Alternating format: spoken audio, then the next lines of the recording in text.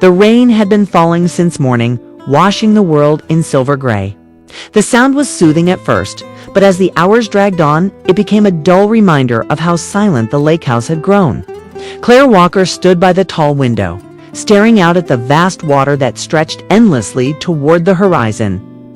The lake shimmered faintly beneath the storm clouds, calm and cold, like her marriage had been for months. Daniel, her husband, had left 2 days ago for a business trip to Seattle. He had kissed her goodbye in a hurry, the same distracted way he'd done for years now. There had been a time when his touch lingered, when his eyes carried warmth, but now his presence, even in memory, felt distant, like a photograph left too long in the sun. Claire had told herself that this trip would give them space to breathe, to reset. But deep down, she knew that space was exactly what had been growing between them for years. The lake house had once been their escape, a place filled with laughter and long summer evenings on the porch. Now it was just walls and echoes. She had come here to clear her mind, to remind herself that she still had one. The fire crackled softly behind her, and she wrapped her cardigan tighter around her shoulders. Then a sound, a knock, sharp, sudden, and completely out of place. Claire froze. The nearest neighbor was miles away. The main road was barely visible through the trees. She waited, thinking she had imagined it, but the knock came again, firmer this time. Echoing through the quiet house, she hesitated, her breath catching. For a second, the storm outside seemed louder, pressing against the windows like a warning. Slowly, she walked to the front door and peeked through the small window. A man stood on the porch. He was drenched from the rain, his coat clinging to his shoulders, hair plastered against his forehead. His eyes, tired but alert, lifted when he noticed her shadow behind the glass. He stepped back slightly, raising his hands in a small apologetic gesture. "Sorry to bother you," he said loudly over the rain. "My car slid off the road. I've been walking for miles. I saw your lights. I just need to get warm for a bit." His voice carried no threat, just exhaustion and honesty. Still, Claire's heart thumped fast. Letting a stranger in at night in the middle of nowhere wasn't something she'd normally do. But the way he shivered, the way his lips trembled with cold, she couldn't turn him away. She opened the door. "Come in," she said cautiously. He stepped inside, shaking the rain off his coat. "Thank you," he breathed, his tone heavy with relief. "I didn't think anyone lived out here." "Most don't," Claire replied, watching him closely. "The road gets bad during storms." Smiled faintly, his teeth chattering. "I noticed." She handed him a towel, then pointed toward the fireplace. "You can warm up there. I'll make some tea." He nodded gratefully and crouched near the flames, rubbing his hands together. The warmth seemed to bring color back into his face. He looked to be in his mid-30s, maybe a little older, with kind eyes and a faint scar across his jaw that made him look rugged. "Not dangerous. I'm Ethan," he said after a moment, glancing over his shoulder. "Ethan Cole." "Claire Walker," she replied, pouring hot water into a mug. "You picked a terrible night to be driving." "Yeah," he said with a quiet laugh. "But it's the best place I could have crashed." She handed him the tea, and their fingers brushed. The moment was small, but she felt it. The house that had felt so cold just an hour ago suddenly seemed alive again. They talked cautiously at first. He told her he was a photographer traveling to capture the autumn landscapes for a magazine. His car had spun out near the bridge, and when it wouldn't start again, he decided to walk until he found help. Claire listened, intrigued by the calm rhythm of his voice. He noticed details about everything: the shape of the raindrops on the glass, the way the lake caught flashes of lightning like silver veins. It was the kind of attention Daniel had stopped giving to anything long ago. "You live here alone?" Ethan asked after a pause. "Not always," Claire said. "My husband and I used to come here together. He's away on work." Ethan nodded slowly. "It's a beautiful place. Peaceful. Sometimes too peaceful," she murmured. Their conversation drifted into silence. Outside, the storm grew heavier, wind howling across the lake. Inside, the light flickered gently against their faces. Claire found herself studying him, not with attraction, but with curiosity. There was something steady about him, something unguarded. After a while, he leaned back in the armchair, eyes half closed, his expression softening as the warmth settled into his skin. "You must think I'm crazy," he said quietly. "Showing up like this? I think you're lucky I was still awake," she replied with a small smile. He smiled back, that kind of slow, genuine smile that reached his eyes. "I guess so." The power flickered, and for a second, the house went dark. The fire glowed softly in the blackness, throwing their faces into faint golden light. Claire's heart beat faster, not from fear, but something else she couldn't quite name. When the lights came back on, Ethan's gaze lingered on her, almost studying her the way he might study a photograph. "What?" she asked softly. He shook his head. "Nothing. It's just, you seem like someone who used to love this place, but doesn't anymore." His words hit her like a quiet truth. She hadn't realized anyone could see that so quickly. "I used to," she said, her voice low. "We both did." He didn't push her to explain, and that silence, that simple acceptance, was strangely comforting. Later, when she offered him a blanket and a place to sleep on the couch, he thanked her sincerely. "You've been kind to a stranger," he said. "I won't forget that." Claire nodded. "Good night, Ethan." She turned off the lights and went upstairs. But sleep didn't come easily. She could hear the faint sounds of the storm, the crackle of fire, and the steady rhythm of someone else breathing downstairs. The house felt different now, not haunted by loneliness, but filled with something unspoken. She thought of Daniel, wondering if he'd even noticed she was gone from home. She thought of how long it had been since someone had simply looked at her, not as a wife, or as part of a life they once built, but as a person still capable of being seen. When she finally drifted off, it was to the memory of Ethan's quiet voice saying, "You seem like someone who used to love this place." The next morning, the rain had stopped. Sunlight spilled across the lake, making everything glimmer. Claire came downstairs to find Ethan standing by the window, his hair still messy, but his eyes brighter.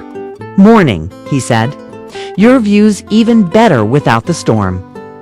She smiled faintly, handing him coffee. "You're seeing it on a rare good day." "I don't know," he said. "Last night didn't seem so bad either."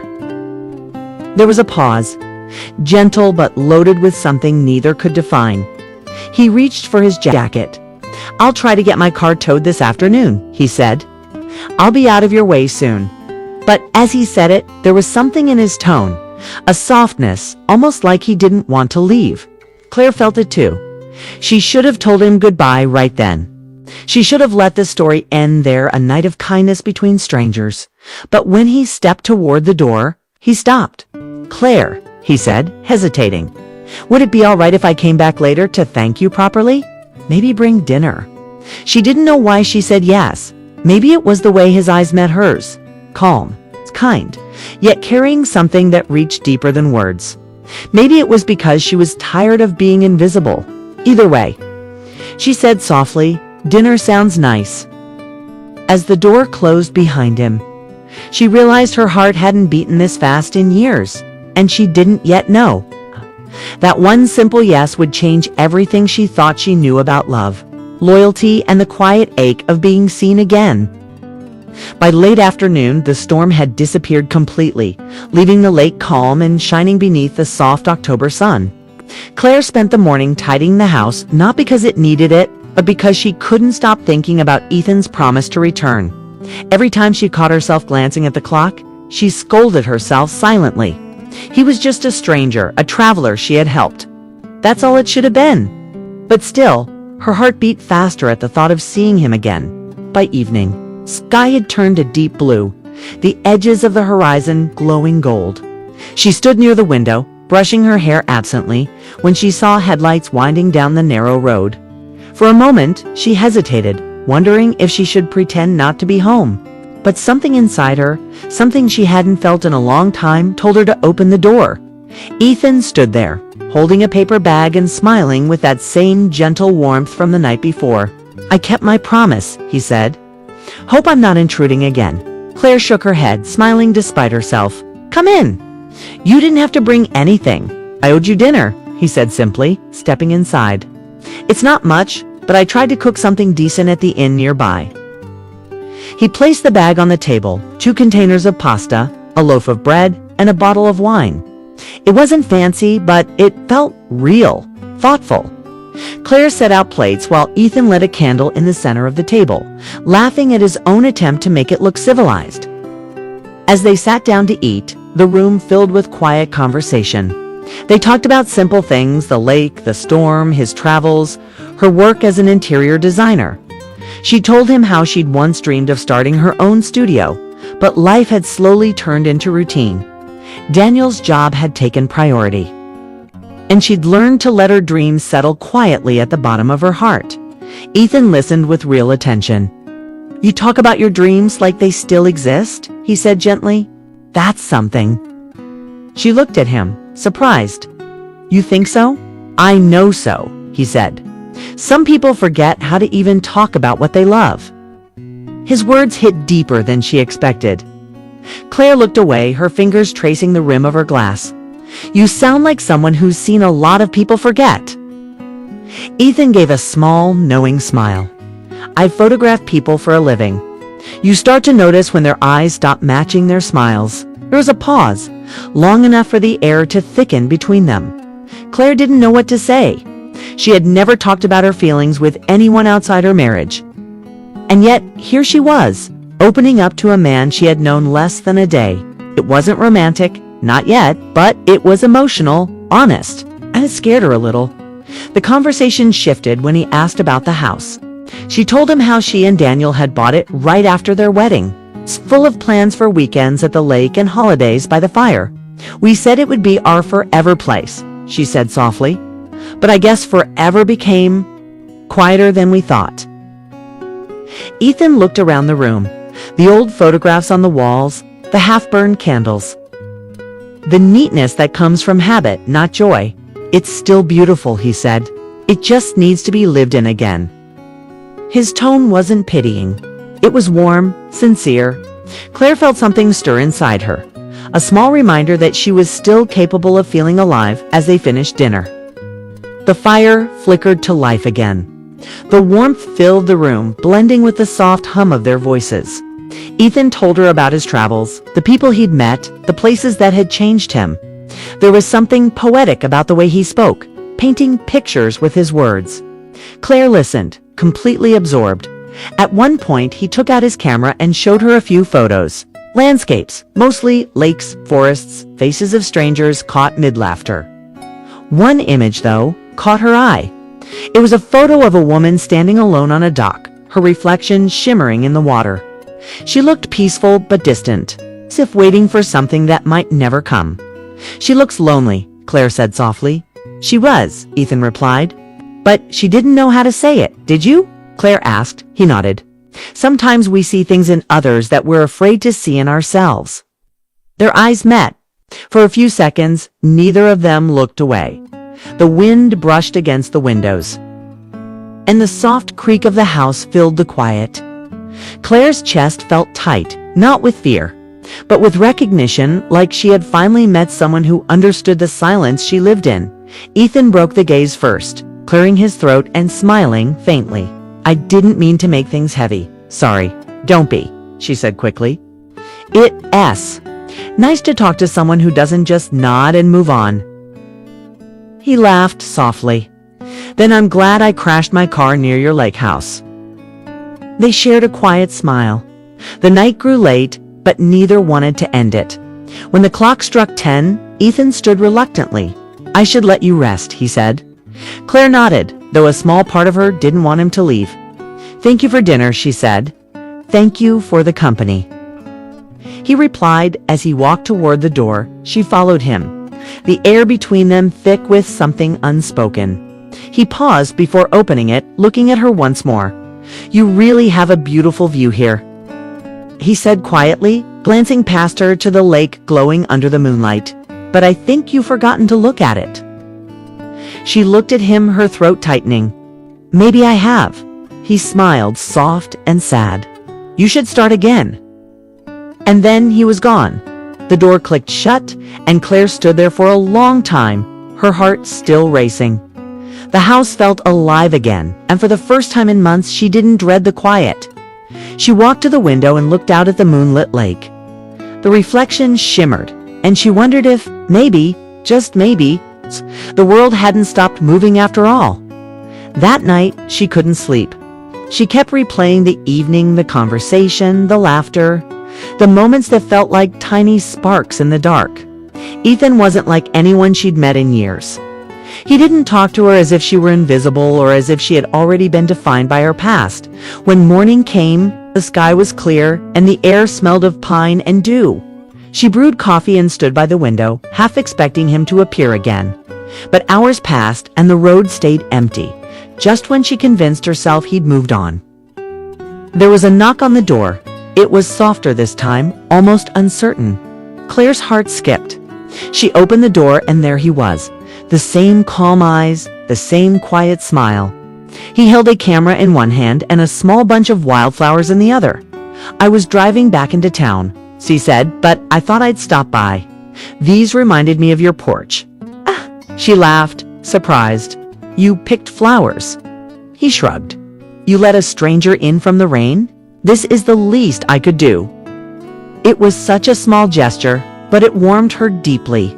She took the flowers, their petals still glistening with morning dew. "Thank you," she said. "They're beautiful. I wanted to see if you'd let me take a picture of the lake," he added quickly, as if trying to make his visit sound less personal. "The light's perfect today," Claire nodded. "Of course." They walked outside together. The air was crisp, the surface of the lake reflecting the golden morning light. Ethan raised his camera, capturing the scenery in a few soft clicks. Then he lowered it and looked at her. "Would you mind?" he asked gently, gesturing toward the dock. She hesitated. "You want me in the photo?" "Only if you want to be," he said. "You fit the place. It's like the lake's been waiting for you to notice it again." Her heart fluttered, but she agreed. She walked to the dock, the boards creaking beneath her feet. Ethan took a few photos quietly, the sound of the camera blending with the gentle lap of the water. When he finished, he smiled. "Perfect," he said softly. Claire felt the sun on her skin, the breeze on her face. She turned toward him. "You make people see themselves differently, don't you?" He looked at her for a moment. "Only if they let me." She didn't know what to say. There was an understanding in his words, a kindness that went beyond attraction. It was connection, real and deep. And as she watched him lower the camera, she realized that the line between gratitude and something more had quietly blurred. She didn't know where this would lead, or if it should lead anywhere at all. But for the first time in years, she didn't feel numb, and that she thought might be the most dangerous thing of all. The morning sun filtered softly through the thin curtains of the lake house, painting the wooden floor with golden stripes. Emily sat by the window, clutching a mug of coffee that had long gone cold. Her mind was restless. The night before had been full of unspoken emotions. Not words, not actions, just silence that carried meaning. She had barely slept, turning over everything that had happened since Noah appeared on her doorstep. She looked out at the lake. The water was calm, reflecting the trees that surrounded it. The reflection reminded her of herself, still on the surface, but full of undercurrents below. When she heard footsteps behind her, she didn't have to turn to know it was Noah. He had a quiet way of moving, thoughtful and unhurried. "Morning," he said softly. Standing by the table, "Morning," Emily replied. Trying to sound composed, he poured himself a cup of coffee and leaned against the counter. For a moment, neither spoke. The silence between them had changed. It wasn't awkward anymore. It was gentle, filled with an understanding neither could explain. "I didn't sleep much," Noah said finally, smiling faintly. "Too many thoughts." "About what?" Emily asked, though she already knew. "About why I came here," he said, meeting her eyes, "and about why I can't seem to leave." Emily looked down at her coffee. Her heart beat faster, but she didn't want to show it. "You don't have to leave right away," she said. "You could stay until the storm clears. There's still some work to do around the house." He smiled, that quiet, grateful kind of smile that felt more like a thank you than words could express. "Are you sure?" She nodded. I could use the help. The truth was, she didn't want him to go. The house had felt too quiet before he came, too filled with memories of what used to be. With Noah there, it felt like someone had opened a window and let life back in. Over the next few days, they worked side by side, fixing loose panels, painting the porch, railing, cleaning the garden path that led down to the lake. Emily found herself laughing again, sometimes without realizing it. She'd forgotten what that felt like. Noah listened when she spoke, not just with his ears, but with his attention, as if her every word mattered. One evening, as the sun dipped low and turned the lake into a sheet of gold, they sat together on the porch steps. A gentle breeze carried the smell of pine and water. "I haven't been this calm in years," Noah said, breaking the silence. Emily smiled softly. "Neither have I." He turned to her. "Do you ever think about starting over?" The question lingered in the air, tender and dangerous. She didn't answer right away. She thought of her husband, Mark, a man who had once filled her days with laughter and her nights with warmth, but whose presence had faded over time into distant routine. Their marriage had become something they both protected out of habit, not love. "I used to think it was too late," Emily said quietly, "that once you've built a life, you can't rebuild it again. But lately, I'm not so sure." Noah looked at her, his eyes deep and steady. "Sometimes it's not about rebuilding. Sometimes it's about remembering who you were before everything else got in the way." His words stayed with her long after he said them. The next morning, Emily received a message from Mark. He would be coming to the lake house for the weekend to talk. He had written. Her stomach tightened when she read it. They hadn't spoken properly in months. She told Noah later that day, her voice unsure. He listened quietly. "Then maybe it's time," he said softly. "You should talk to him. You both deserve that." Emily nodded, though a part of her didn't want the peace they'd built to break. When Mark arrived 2 days later, the air around the house changed. He was polite but distant, careful in his words, as if walking through a room full of fragile things. Noah stayed out of the way, spending most of the time near the lake or helping the old neighbor across the road. Still, Emily could feel the tension to worlds colliding quietly under the same roof. That evening, after Mark had unpacked and the sky turned gray with rain, Emily finally sat with him in the living room. The sound of the lake lapping against the dock filled the silence. Mark looked tired, his eyes dull with guilt. "Emily," he began, "I know things haven't been good. I've made mistakes. I thought maybe we could try again. Maybe we can fix this." She stared at him for a long moment. The words she had once longed to hear didn't bring relief. Instead, she felt something like sadness, not for him, but for what they had both lost. "I don't know if fixing it is what we need," she said gently. "Maybe we just need to stop pretending we're the same people we used to be." Mark looked down. "There's someone else, isn't there?" Emily froze. "No," she said quietly. "There isn't. But there is a part of me that wants to feel alive again. And I haven't felt that in a long time." He nodded slowly, and for the first time, she saw understanding in his eyes, the same kind of quiet surrender she'd seen in her own reflection many times before. That night, Mark left early, saying he needed time to think. When the door closed behind him, the house felt both emptier and freer. Emily walked down to the lake where Noah was standing, watching the sky clear after the rain. She stopped beside him, unsure what to say. He left. Noah asked softly. She nodded. We both knew it was coming. For a moment they stood in silence, the water calm and silver under the moonlight. Then Noah turned to her. "What now?" Emily looked at him, the man who had appeared at her door as a stranger and somehow become a mirror for everything she'd buried inside. "Now," she said, smiling faintly, "I start over." He smiled back, the kind of smile that felt like a promise. In the days that followed, the lake house changed. It became a place not of memories but of beginnings. Emily painted the kitchen, filled the rooms with fresh flowers, and opened the windows wide every morning. Noah stayed a little longer, helping her finish the last repairs. Their conversations were lighter now, hopeful, even playful. One morning, as Noah packed his things into his truck, Emily walked up to him. "You're really leaving?" she asked. He nodded, though his eyes lingered on her. "For now. I need to figure some things out. But I'll be back if you want me to be." She smiled softly. "I think I do." He looked at her for a long moment, then said the words that would stay with her forever. "Then don't forget what it feels like to choose yourself."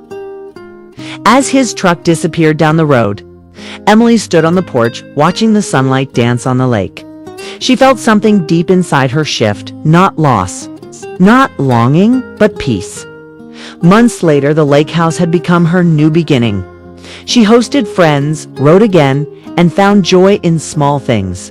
The smell of rain, the warmth of morning light, the quiet hum of her own thoughts. And every now and then, she'd catch sight of a truck in the distance, slowing near the gate, and her heart would remind her that some stories don't end. They simply find a new rhythm. Because sometimes a stranger doesn't come into your life to change who you are.